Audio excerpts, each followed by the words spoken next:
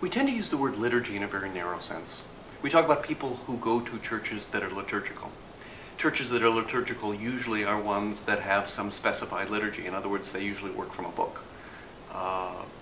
Anglicans, Episcopalians, Lutherans tend to have liturgies that are more specifically crafted and written down. All churches are liturgical, it's just that some are less obvious about that. Some churches have a kind of program, so you find the liturgy in the bulletin. But most churches are such that there is a certain kind of order. They do things in a certain kind of way. And so that's liturgy.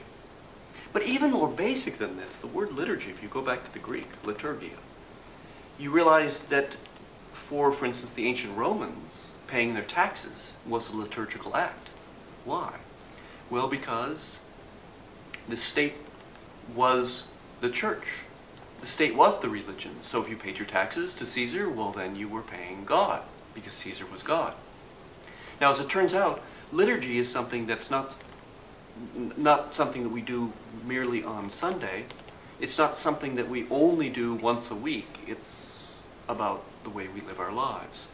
The book is called Liturgy as a Way of Life because I argue that all that we do should be in praise of God. Living our life in a liturgical way means that every action is part of our praise to God.